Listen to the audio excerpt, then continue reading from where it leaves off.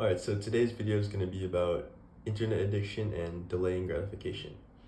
So I have a quote by Anna Lembke, who's the head of a Stanford Department of Addiction, to start us off. The paradox is that hedonism, the pursuit of pleasure for its own sake, leads to ahedonia, which is the inability to enjoy pleasure of any kind. The modern world is filled with distractions and easy dopamines. Everyone has a phone in their pocket, and most people have social media, so Instagram, TikTok, Snapchat, Be Real, stuff like that.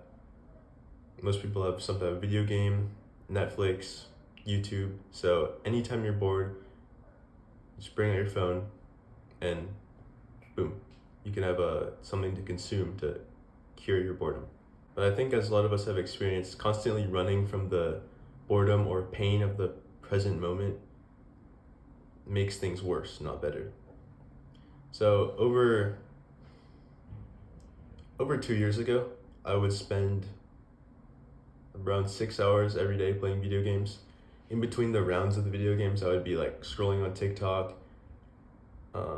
When I was eating or making food, I'd be watching YouTube. And if I wasn't in front of my computer or had my phone in my hand, I would be listening to music from my AirPods. So I was constantly consuming content, and it really didn't make anything better. It just made it worse. And that was probably one of my least happy times, I would say.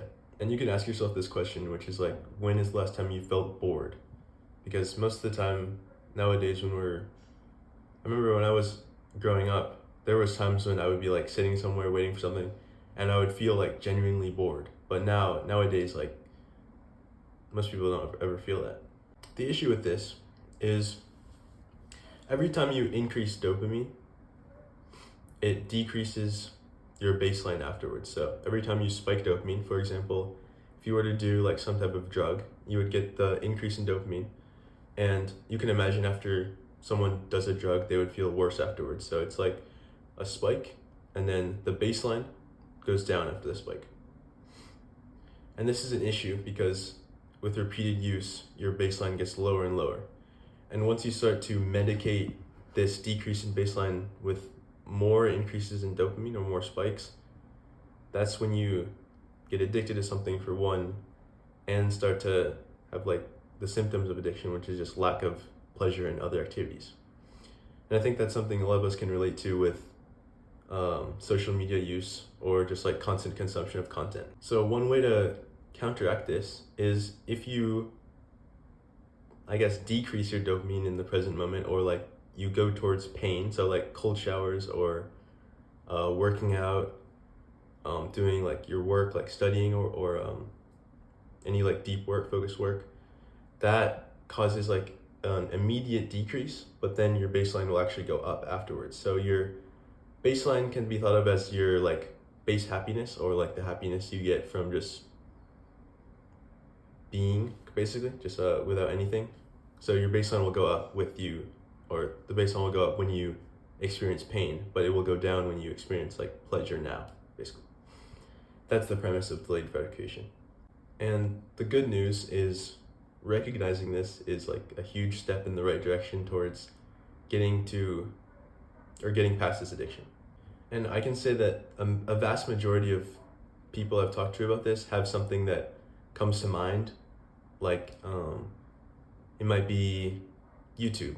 I would assume it's kind of interesting because I can sort of assume a little bit about the viewer, because you're seeing this through an algorithm, so you're probably someone who spends a good amount of time on YouTube.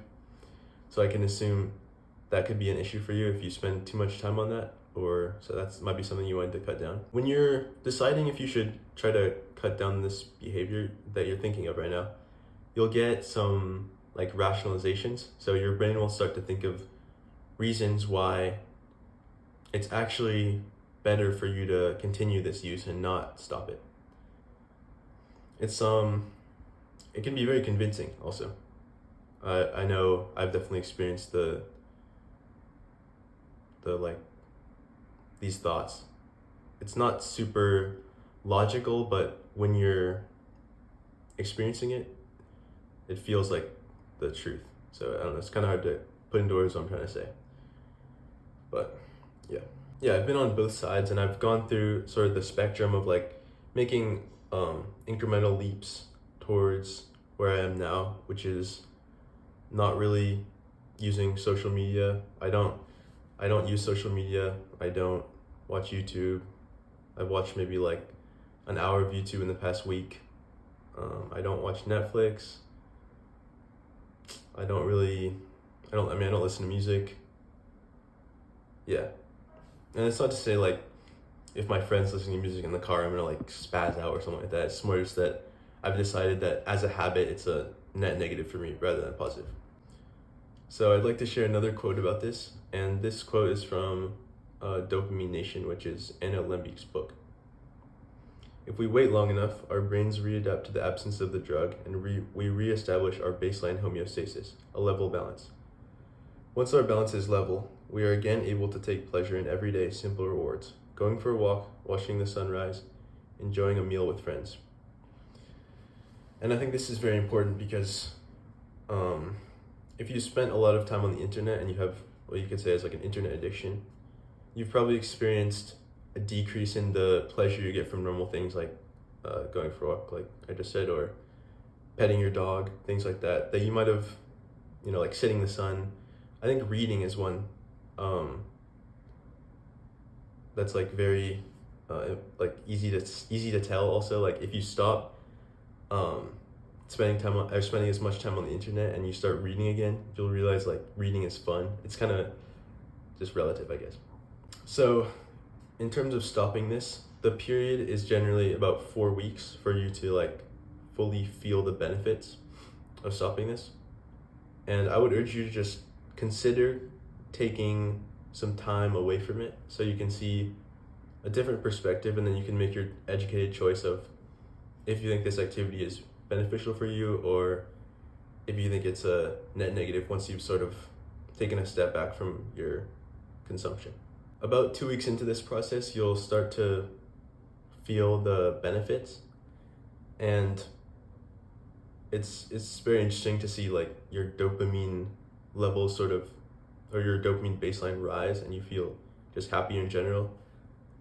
Let alone like the time you get back from whatever activity that like soaks up most of your time. It's more time to spend with friends or do something that feels meaningful, which also makes you feel better. Yeah, and I mean, a lot of people won't do that, and I really don't know what I could say that would help if you can't get past the 2 weeks. So I wanted to leave you with one last quote, which is, "We must have faith that actions today that seem to have no impact in the present moment are in fact accumulating in a positive direction, which will be revealed to us only at some unknown time in the future."